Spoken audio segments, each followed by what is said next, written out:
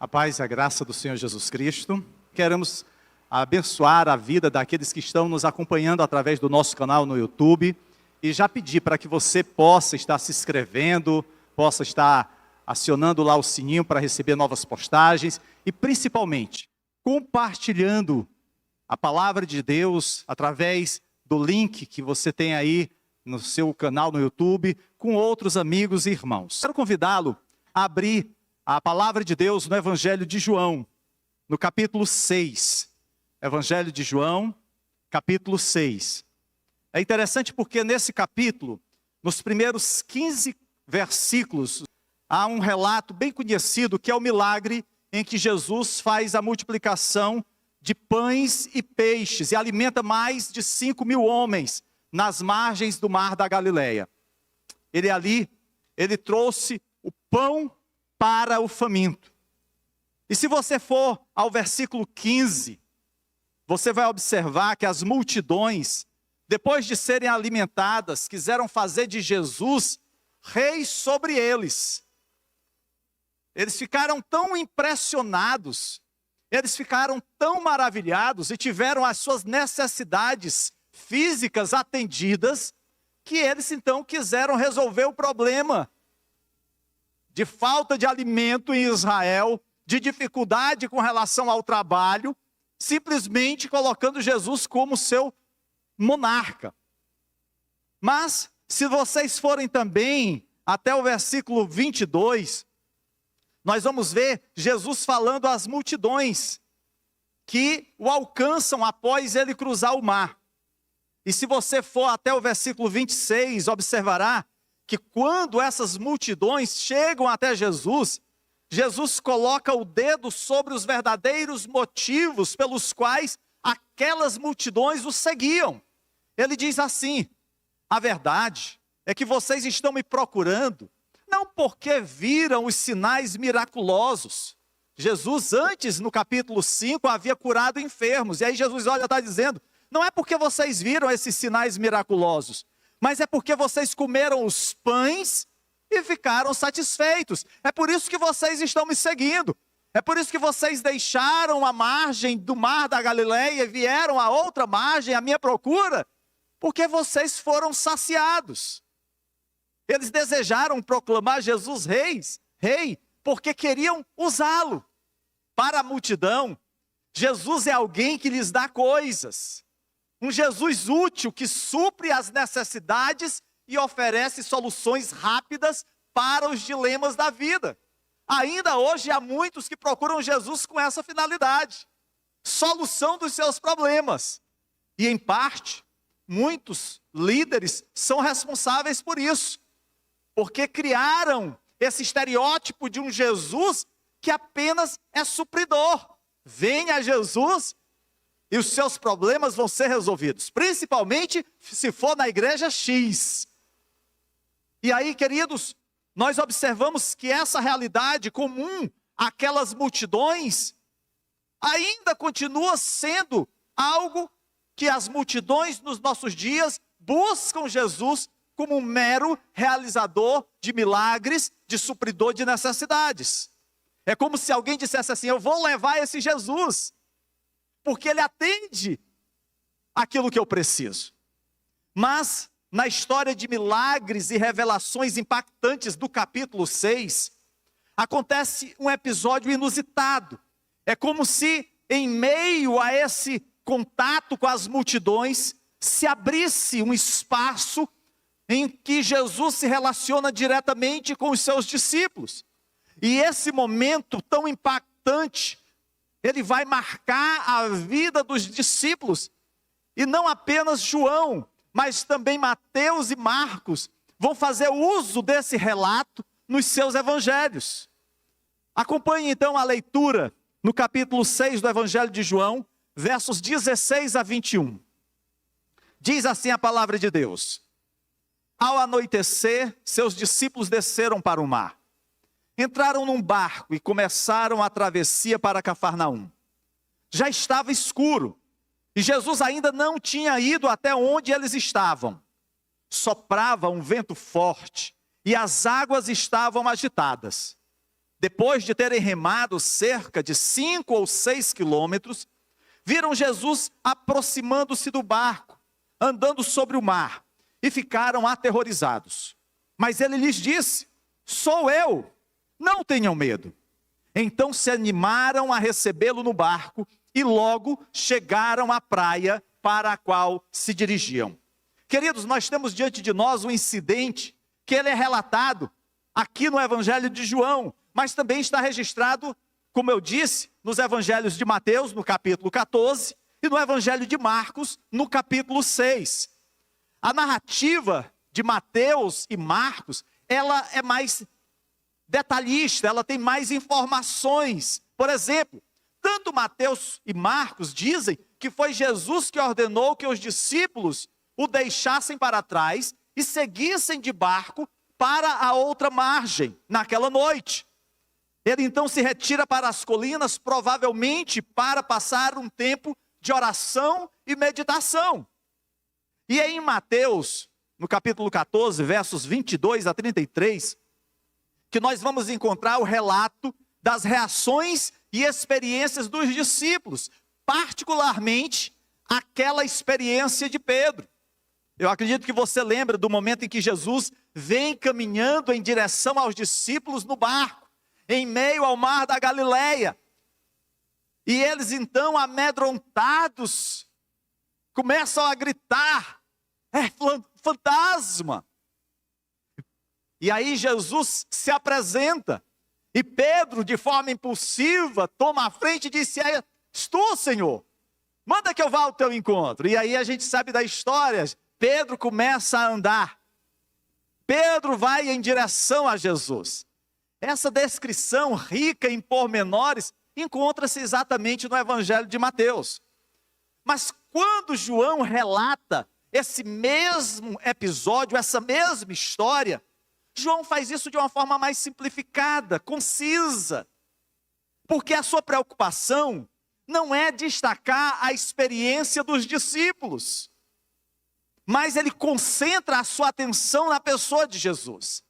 Essa história se desenvolve em direção à declaração culminante do versículo 20, quando Jesus diz: sou eu, não tenham medo. E é por isso que nós escolhemos como tema da nossa pregação desta noite o fim do medo. Hoje, nós vivemos amedrontados por tantas coisas. Passamos meses reféns do medo da pandemia. E alguns, infelizmente, ainda estão sofrendo com esse medo. Outros, com as consequências da pandemia, o medo do desemprego, o medo de não conseguir uma colocação no mercado de trabalho. Outros vivenciam o medo da crise no relacionamento. Os casais passaram tanto tempo juntos que parece-me que tinham desacostumado a viver juntos no período maior de suas vidas. E alguns entraram em crise. Relações conflitantes entre pais e filhos, entre irmãos e até mesmo na igreja. Porque muitos nem voltaram para congregar-se. Alguns porque descansaram no Senhor. Estes estão guardados na glória. Mas o que nos preocupa são aqueles que simplesmente foram para o mundão. Há aqueles que ainda estão com medo da violência urbana, que não deixou de existir mesmo no período da pandemia, da violência no trânsito, enfim. Nós vemos que muitos vivem reféns do medo. É nesse momento, queridos, em que Jesus se apresenta aos discípulos e diz: sou eu, não tenham medo, que ele se revela como aquele que dá um final ao medo do homem. Os nossos olhos devem permanecer, por isso, voltados para a pessoa de Cristo. O problema é que muitas vezes os nossos olhos estão postos nos nossos problemas, nas nossas lutas, nas nossas crises. Precisamos descobrir quem realmente Jesus é. Porque quando nós conhecemos a Cristo, nós passamos a confiar no Senhor soberano, Criador dos céus e da terra. e não olhamos para a pequenez dos nossos problemas, mesmo que continuamente isso continue a nos envolver. Precisamos, queridos, entender o que significa a presença de Deus, a presença de Jesus na nossa vida, para nos sentirmos amparados, mesmo quando estamos amedrontados, esperançosos, mesmo quando o caos está ao nosso redor. Eu sei que é muito tentador, especialmente para um pregador, deixar o relato de João, que foca na pessoa de Jesus, e correr para o relato de Mateus, que é muito contagiante pregar sobre a experiência de Pedro. Eu já tive a oportunidade de pregar sobre essa passagem. Pedro afundando, o medo, a dúvida. Quantas coisas se poderiam falar? Mas nessa noite, queridos, nós gostaríamos não de falar da experiência extraordinária pelas quais Pedro ou os discípulos que ficaram amedrontados na embarcação passaram, não. Nessa noite a nossa ênfase será na impetuosidade com que o Senhor Jesus fala aos elementos da natureza para que se aquietem. Na verdade, nós queremos observar como o Senhor Jesus se apresenta àqueles discípulos naquele momento.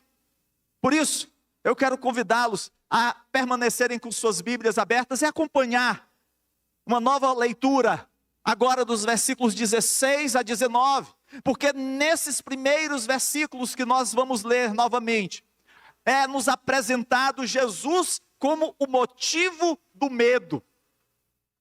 Jesus, o motivo do medo, pastor, mas Jesus é o meu Deus, como é que eu posso ter medo de Jesus? Vejamos a realidade dos discípulos. Ao anoitecer, seus discípulos desceram para o mar. Entraram num barco e começaram a travessia para Cafarnaum. Já estava escuro e Jesus ainda não tinha ido até onde eles estavam. Soprava um vento forte e as águas estavam agitadas. Depois de terem remado cerca de 5 ou 6 quilômetros, viram Jesus aproximando-se do barco, andando sobre o mar, e ficaram aterrorizados. Amados, os discípulos deixam Jesus na praia e começam provavelmente no final da tarde a cruzar o mar da Galileia até a cidade de Cafarnaum. Logo, a escuridão caiu.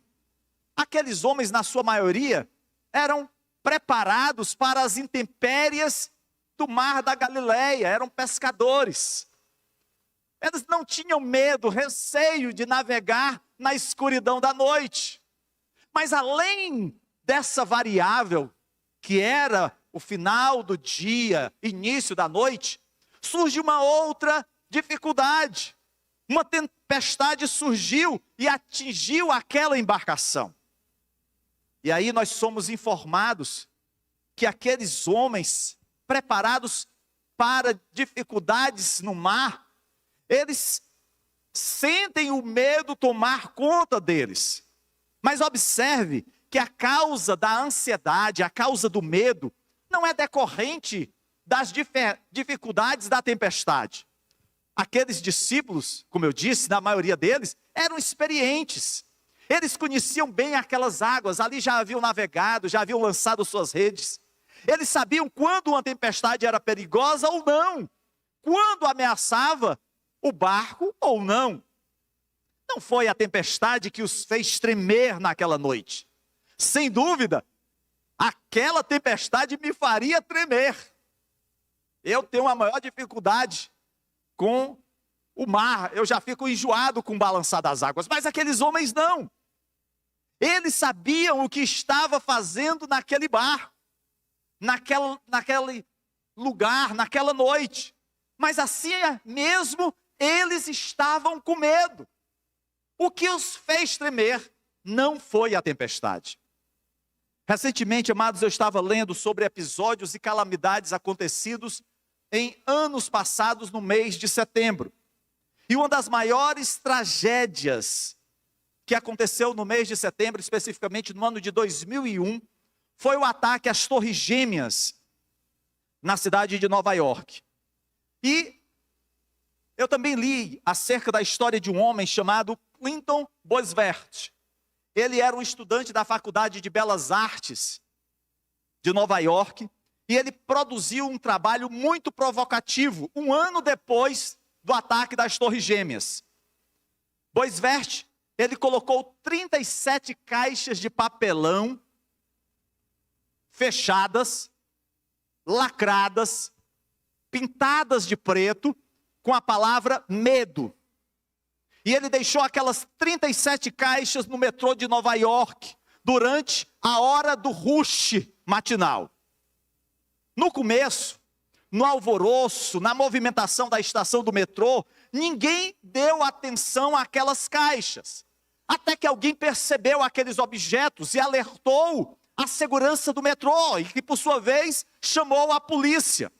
Depois veio o esquadrão antibombas, os trens pararam, a estação do metrô foi fechada, os passageiros saíram para a rua preocupados, zangados pelo tempo perdido. Robôs de eliminação de bombas foram enviados, e tudo em vão, pois se tratavam de caixas vazias. Bosworth foi acusado de persona non grata, imprudente e como praticante de um crime de desordem pública. Foi preso, por sinal. Mas o que me impressionou nessas caixas é que, assim como muitos dos nossos medos, eles realmente no final são caixas vazias. Eu lembro quando criança e dormia sozinho, e às vezes eu estava sem sono, e os barulhos da noite pareciam que iam chegar até mim. Era um som mais forte de um vento no telhado, era um gato que caminhava sobre as telhas, tudo me amedrontava.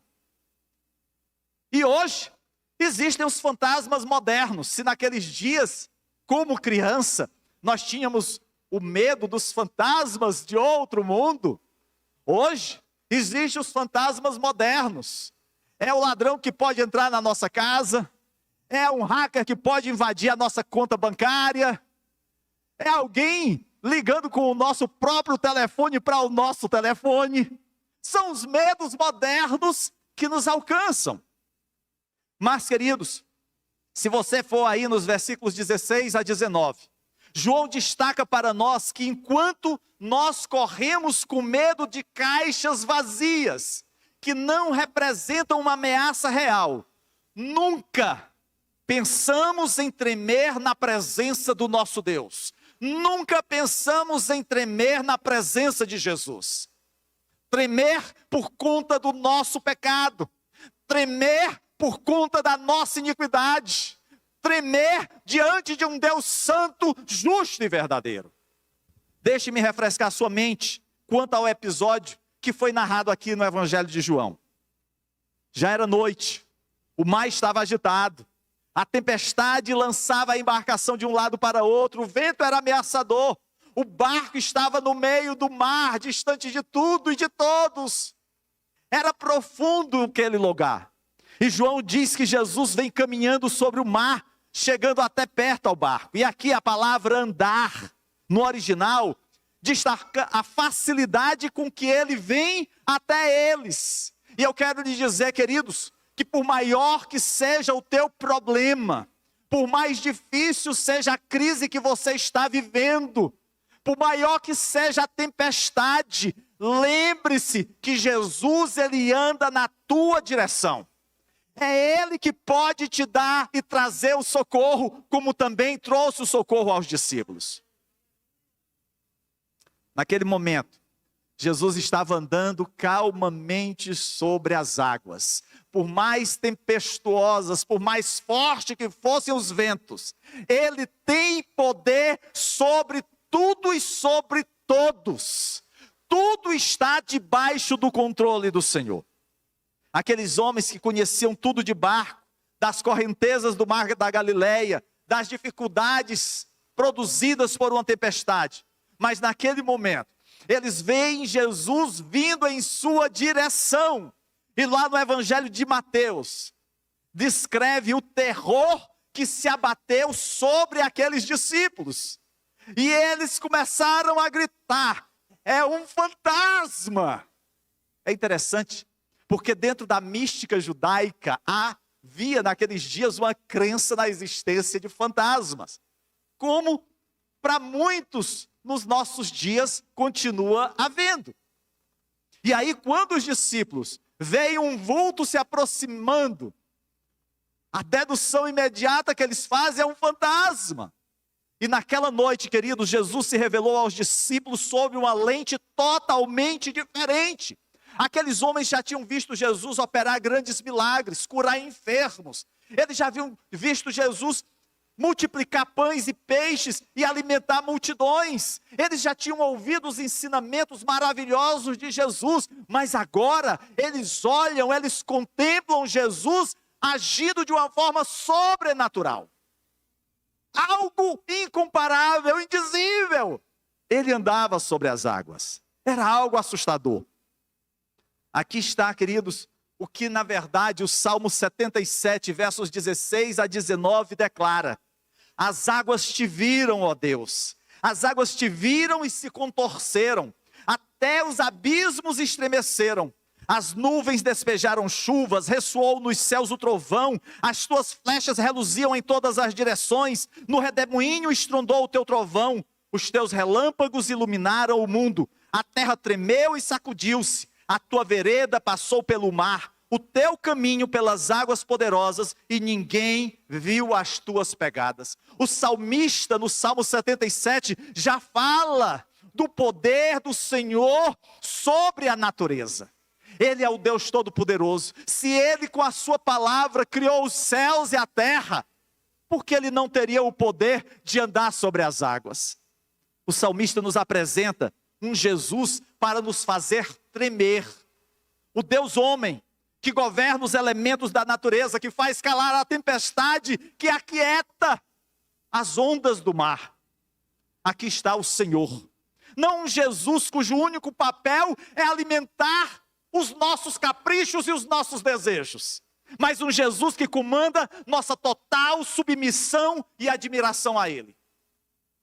Não um Jesus simplesmente herói, ou super-herói, mas um Jesus que é todo poderoso.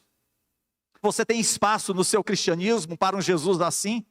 Ou simplesmente o Jesus que você tem seguido é aquele Jesus que atende às suas necessidades? É aquele Jesus que apenas se limita a fazer ou é lembrado quando você dele precisa? Os discípulos, queridos, tiveram o equilíbrio certo naquela noite no barco. Aqueles homens que estavam amedrontados no primeiro momento, eles foram aquietados quando o Senhor Jesus se revela como sendo eu sou que se apresenta a eles. E aqui cabe um alerta. Algo está errado, meus irmãos, se nos vemos tremendo diante de caixas de papelão vazias, fantasmas da nossa existência, em cada curva da estrada da vida, enquanto Jesus nunca nos faz tremer. Hoje, os problemas nos fazem ter medo, a pandemia nos faz tremer, o futuro nos faz tremer, mas esquecemos que vivemos nas mãos de um Deus Todo-Poderoso, a quem todos nos céus, na terra e debaixo da terra devem temer e tremer. O Senhor que comanda a tempestade, que governa o amanhã, é o Senhor Jesus. E somente a Ele é a quem nós devemos temer e tremer. Nós chegamos à segunda parte dessa história. Versículos 20 e 21. Aqui nós encontramos duas verdades valiosas para nossas vidas. Acompanhe aí a leitura. Diz assim: mas Jesus lhes disse, sou eu, não tenham medo. Então se admiraram a recebê-lo no barco, e logo chegaram à praia para a qual se dirigiam. Queridos, se inicialmente Jesus veio até os discípulos no meio da tempestade, e naquela aparição, eles ficaram amedrontados, aterrorizados. As suas palavras, enquanto ele se aproximava do barco, nos mostra o fim do medo. Em João, no capítulo 6, que é essa passagem que nós estamos lendo, Jesus veio através da noite, em meio à tempestade, e sobre as ondas como o grande eu sou. Isso me faz lembrar do profeta Naum, no capítulo 1, verso 3, quando ele diz: o Senhor tem o seu caminho na tormenta e na tempestade, e as nuvens são o pó dos seus pés. Esse é o nosso Deus. À medida que Jesus atravessou a escuridão, a tempestade se desfez. O vento forte soprou tranquilamente. Os vagalhões das muitas águas se acalmaram. O mar se achatou para abrir caminho para os seus pés. Os discípulos ficaram pasmos. Eles não tinham palavras. E então Jesus falou: sou eu, não tenham medo. Palavras de segurança, conforto, ternura e compreensão. Eu não sei, amado irmão e irmã, se em algum momento da sua vida Deus falou de forma tão graciosa ao seu coração, dizendo: sou eu, não tenha medo. Confia a tua vida, confia a tua família, confia o teu futuro nas minhas mãos.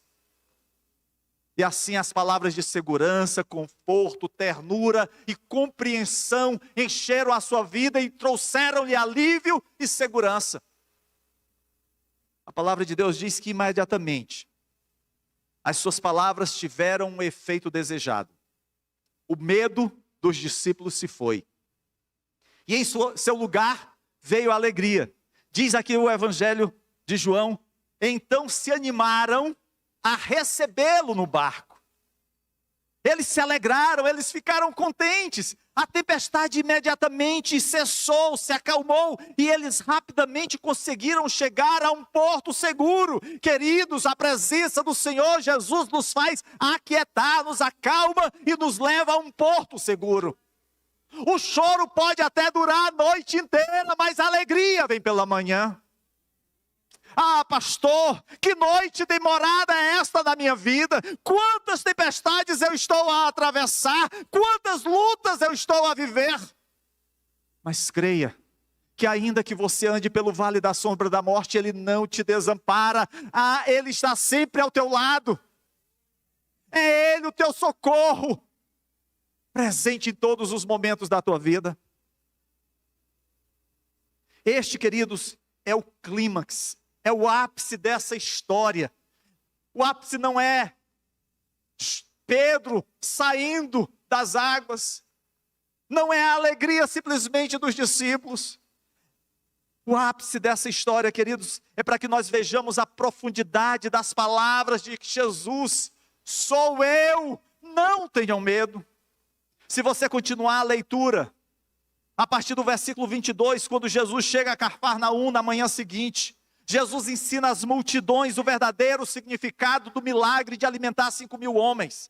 E aí no versículo 31, as multidões declaram para Jesus: os nossos antepassados comeram o maná do deserto. Jesus está falando do pão da vida, e aí as multidões dizem: olha, tu multiplicaste o pão, tu alimentaste as multidões, mas os nossos antepassados comeram o maná no deserto. E aí Jesus lhes disse: em verdade vos digo, não foi Moisés quem vos deu o pão do céu. O verdadeiro pão do céu é meu Pai quem vos dá, porque o pão de Deus é o que desce do céu e dá vida ao mundo. Eu sou o pão da vida. Eu sou. Sou eu, não tenham medo. Eu sou o pão da vida. Jesus, queridos, relaciona o milagre da multiplicação dos pães e peixes à história lá do livro de Êxodo. Quando Deus libertou o seu povo da escravidão do Egito e os conduziu pelas mãos de Moisés à terra prometida pelo deserto, provendo-os e trazendo-os em segurança à terra da promessa. Mas, pastor, por que isso é importante nessa história? O que esse episódio envolvendo o maná no deserto tem a ver com a experiência dos discípulos e Jesus nesse momento? Observe, queridos, que ao chegar ao barco, Jesus disse aos discípulos: sou eu, Essa expressão no grego é a mesma expressão do hebraico, eu sou. Eu acho que vocês se lembram lá de Êxodo, capítulo 3, quando Deus encontra Moisés, e Moisés pergunta, qual é o seu nome? Moisés está diante da sarça que ardia, Moisés está diante do Deus Todo-Poderoso, Moisés está sendo comissionado para libertar o povo do Egito. O Senhor o chama para conduzir aquele povo escravizado. E aí, Moisés pergunta, que direi ao povo acerca daquele que me enviou? E Deus diz a ele, diga-lhes, eu sou, me enviou a vós outros. Eu sou, é o nome do Senhor. Naquela ocasião, queridos, nós somos informados de que Moisés foi dominado pelo medo. Moisés se lança ao pó. Moisés reconhece a sua pequenez, homem pecador que era, diante de um Deus santo, justo e verdadeiro. Moisés enche-se de medo diante da presença do Senhor. Ele esconde o seu rosto, pois tinha medo de olhar para Deus. Mais tarde, quando Israel se encontrou com Deus no deserto do Monte Sinai, o Senhor mostra a sua glória e proclama o seu nome. O Senhor, eu sou. A montanha se estremeceu e as pessoas ficaram aterrorizadas na presença do grande eu sou. Aquele povo que havia saído do Egito, mas que o Egito não havia saído do seu coração, agora estava diante de um Deus santo. Queridos, quantas vezes nós não nos encontramos assim também, com as coisas do mundo ainda impregnadas na nossa vida, enamorados pelo pecado, e aí nós achegamos a Deus, e não temos medo de estar na presença de um Deus Santo, Todo-Poderoso. Precisamos, amados, entender qual é a realidade da santidade de Deus. Ao longo da história do relacionamento de Deus com seu povo, a presença do grande eu sou infundiu temor no coração de todos os que se arrependeram.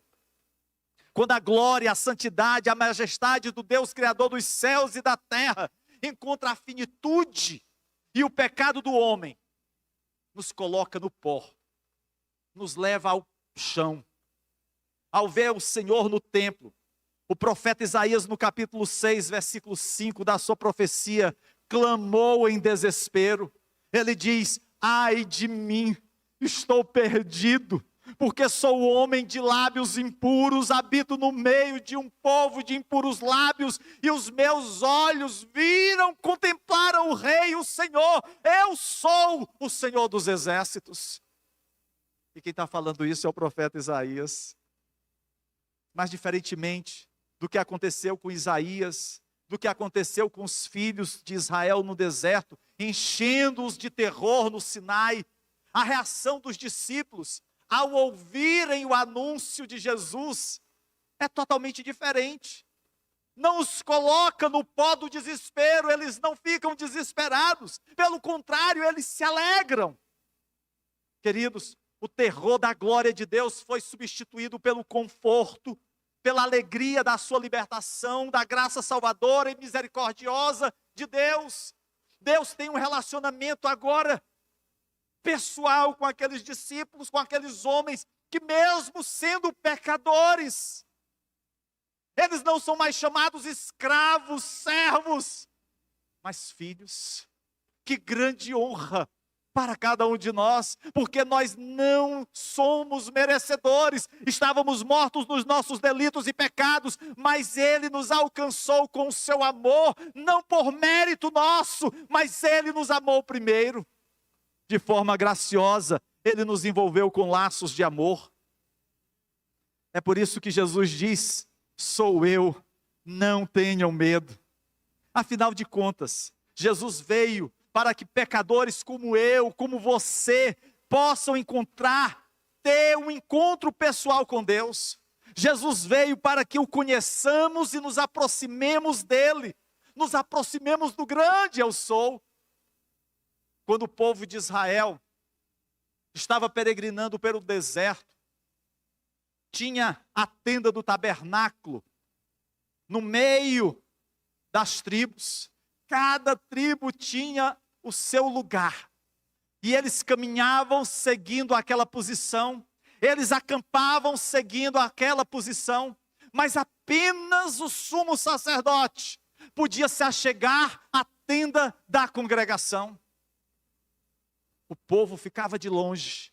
Hoje, nós podemos adentrar o Santo dos Santos, nós podemos clamar ao Deus Todo-Poderoso, nós podemos louvar aquele que é digno de toda honra, de toda glória e de todo louvor. O que nos impede de sermos verdadeiros adoradores? Precisamos nos achegar à presença do Rei dos Reis. O grande paradoxo da vida cristã, queridos, é que a presença de Jesus, o Senhor, deve nos fazer tremer. Se por um lado nós temos a condição de nos achegar ao Senhor, ao nos achegar à presença de Deus, isso também precisa nos fazer tremer. Ele é o Deus santo, santíssimo, exaltado, infinito na sua glória e majestade, pureza e poder. Nós somos pecadores finitos, fracos, devemos tremer à presença de Deus. Essa era a mensagem de João capítulo 6, versículos 16 a 19, a presença de Jesus deveria nos fazer tremer, mas ao mesmo tempo, se sabemos que Jesus está conosco em amor e graça, nada mais deveria nos fazer tremer. Invertemos, tudo nos faz tremer, pandemia, violência, desemprego, mas Jesus não. Jesus é amigão, é paizão, vai me perdoar mesmo. Que é isso, irmão? Que é isso, pastor? Negócio de inferno. Isso é a história para boi dormir. Queridos, deveria ser o contrário. Deveríamos tremer diante da presença do nosso Deus e saber que todas as coisas estão debaixo das suas potentes mãos. Cristo transforma todos os nossos pores do sol em amanheceres. Clemente de Alexandria fez essa declaração em pleno segundo século. Às vezes, queridos, nós estamos tão receosos de que a noite está chegando, o medo possa nos alcançar, a dificuldade bata à nossa porta. Mas se esse homem de Deus, na sua sabedoria, pode dizer, olha, Deus, Cristo transforma todo o pôr do sol a cada dia no novo amanhecer. Há esperança para a tua vida. Não se desespere, não se desanime. Talvez alguns estejam vivendo aqui sob a tirania de tantas caixas de medo em suas vidas, porque a sua visão de Jesus é muito pequena. Jesus é o grande eu sou, feito carne. William Cowper, um poeta inglês do século XVIII, escreveu um hino que nos leva a compreender tudo isso. Ele diz assim: Deus se move de formas misteriosas para realizar suas maravilhas. Ele imprime suas pegadas no mar e cavalga sobre a tempestade. Vós, santos medrosos, renovai a coragem. As nuvens que tanto temeis são grandes em misericórdias e romperão em bênção sobre vossas cabeças. Não julgue o Senhor com débil entendimento, mas confie nele para a sua graça. Por trás de uma providência carrancuda, ele oculta uma face sorridente. Queridos, alguns têm uma imagem distorcida de Deus. Ou um Deus carrancudo, um Deus que está com um chicote na mão, pronto a punir a qualquer instante. Ou, no outro extremo, um Deus paizão, que vai fazer vista grossa a todo pecado, que vai tolerar toda iniquidade. Nem esse, nem aquele é o Deus da Bíblia. O Deus da Bíblia, amados, é aquele que não se agrada do pecado, mas que busca corações contritos e arrependidos, que busquem a sua presença. Os discípulos entenderam duas coisas sobre Jesus naquela noite. Primeiro, eles entenderam que Jesus era o Senhor soberano sobre os elementos da natureza. Toda a natureza estava debaixo da sua autoridade. Tudo o que acontece. Eu lembro alguns anos atrás, quando aconteceu um grande terremoto na Ásia, no meio do mar, e aquilo gerou um tsunami, varrendo várias cidades, matando milhares de pessoas. Determinado pastor escreveu que Deus foi pego de surpresa. Deus não sabia daquilo. Porque Deus está fazendo a história com o homem. Queridos, Deus é Senhor da história. Nada acontece sem o conhecimento do Deus Todo-Poderoso. Esse é o nosso Deus. Segunda verdade que nós entendemos aqui, queridos, é que Jesus, o Senhor soberano, amava aqueles discípulos e dissipou o medo e substituiu pela alegria. E o mesmo Jesus que amou aqueles discípulos é o Jesus que te ama. É o Jesus que pode dissipar os teus medos e transformar todo medo em alegria. Você se lembra da noite do jardim do Getsêmani? Os soldados, a turba armada vieram até Jesus e vieram olhando e perguntando: quem é Jesus? Jesus dá um passo à frente e disse a eles: eu sou, queridos. Eu sou, se apresentando diante de homens pecadores, levou aquela turba ao chão. Todos desmoronaram quando Jesus disse: eu sou. Recuaram, caíram por terra. Jesus é o Senhor soberano e ainda é porque Ele nos ama.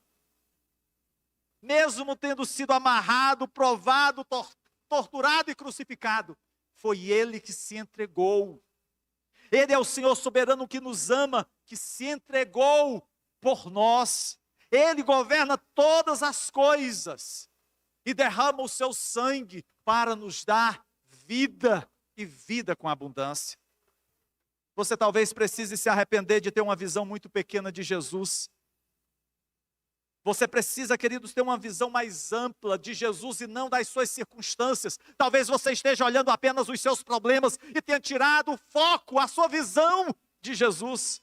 Você está olhando só para os seus medos, para as suas crises. Talvez você tenha perdido a visão da soberania de Jesus. E raramente você treme diante de Deus. Raramente você, ao dobrar os seus joelhos, você se derrama em lágrimas.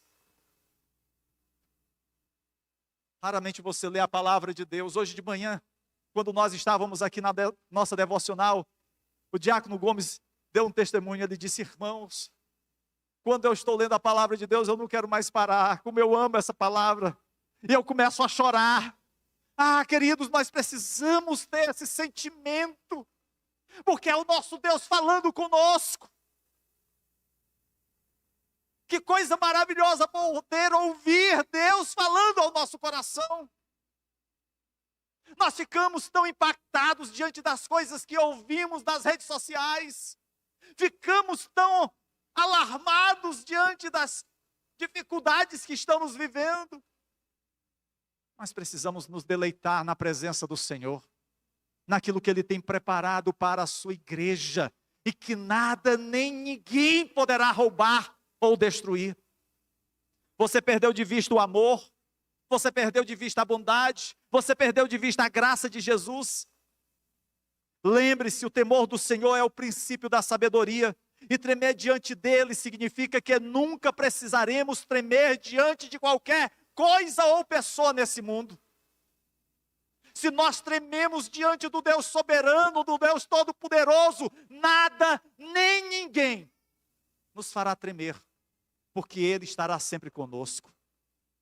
O Senhor Jesus está, nesta noite, chamando você para olhar novamente para aquele que cavalga sobre a tempestade, como disse o salmista, que vem até você e diz: eu sou. Pare de ter medo. Pare de viver aterrorizado pelos seus problemas, pelas suas dores. Confie em Jesus. Entenda, querido, que nada neste mundo pode lhe trazer paz perante as tempestades da vida. Pode até construir Titanics. Esse jamais afundará, nem mesmo Deus. Primeira viagem, sucumbiu. Não dá para confiar, queridos, nesse mundo. A paz desse mundo é passageira. Nenhuma habilidade, conhecimento, riqueza ou conforto desta terra pode lhe trazer a paz que excede todo o entendimento. Por isso, pare de buscar na terra o que você só vai encontrar na pessoa de Jesus Cristo. Escute, não importa quantas tempestades se levantem contra você, se você permanecer na videira verdadeira, o mesmo Jesus que livrou os discípulos lá no mar da Galileia em meio às tempestades, é o mesmo Jesus que está aqui nessa noite para te livrar, e Ele está te dizer: eu sou, não tenha medo.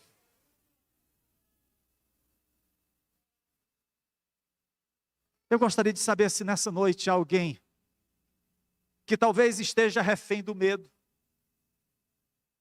da morte. Ah, pastor, desde a minha infância eu tenho medo da morte. Eu tenho medo do amanhã. Será que as coisas vão dar certo? Será que eu vou conseguir um emprego? Será que eu vou conseguir terminar a faculdade? Será que eu vou casar? Será que eu vou ter filhos? Será?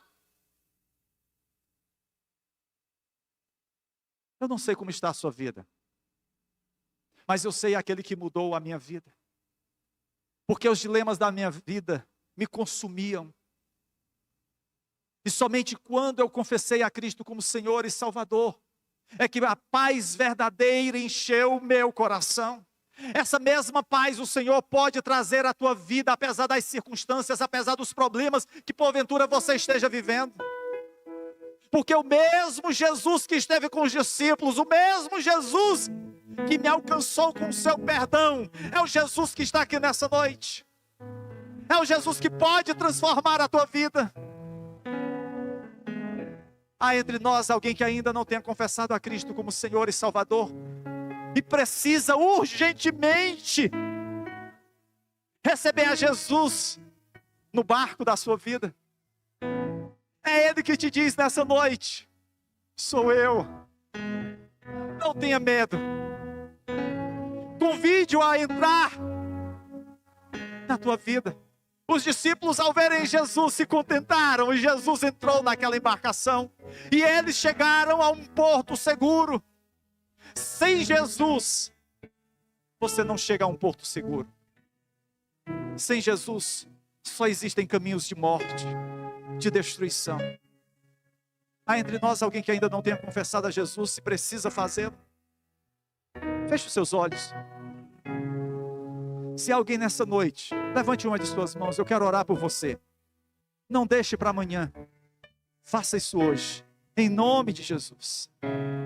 Pai querido e amado, Deus Todo-Poderoso, nessa noite, Senhor, nós nos encontramos na Tua presença, na Tua casa, Senhor, na companhia dos Teus filhos, celebrando o Teu nome, celebrando o grande eu sou, celebrando aquele que nos faz vencer o medo, que dá fim ao nosso medo. Oh, meu Pai, obrigado, Senhor. Obrigado pela presença constante do Teu Filho nas nossas vidas. Obrigado, Senhor, porque Ele aquieta os ventos tempestuosos que abatem contra nós. É Ele, Senhor, na Sua autoridade, que dá paz ao nosso coração. Obrigado, meu Deus. Obrigado por tudo que o Senhor é nas nossas vidas. Em nome de Jesus é que eu te oro, te louvo e te agradeço. Amém e amém.